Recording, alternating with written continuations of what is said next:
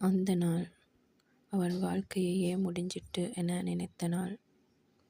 இரத்தம் வழிந்து கொண்டிருந்தது. கால்கள் நடுங்கின.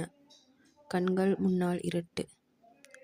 அருண் சாலையின் நடுவில் தள்ளப்பட்டு கிடந்தான். அது ஒரு விபத்து. அவன் கனவு ஒரு விளையாட்டு வீரன் ஆகணும்னு. ஆனால் டாக்டர் சொன்ன வார்த்தை அவனுடைய வாழ்க்கையை நொறுக்கியது.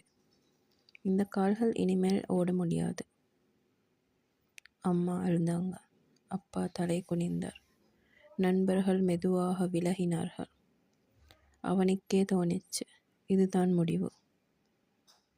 ஒரு இரவு வலியோட தூங்காம கிடந்தபோது அவனோட பார்வை சுவரோடு ஒட்டியிருந்த பழைய புகைப்படத்தில் விழுந்தது. அவன் ஓடிக்கிட்டே இருந்த படம். நான் தோற்றேனா? இல்லை, என்னை வீழ்த்தி விட்டாங்களா? அவன் கண்ணீரை துடைத்தான்.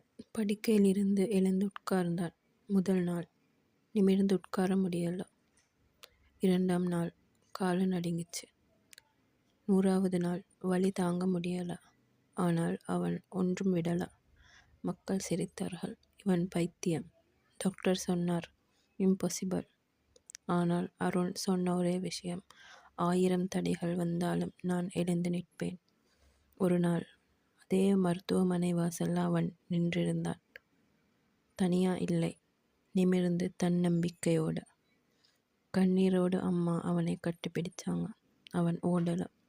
ஆனால் வாழ்க்கையை வென்றான். அவனுடைய கால்கள் தான் உடைந்தது, மனசல்ல.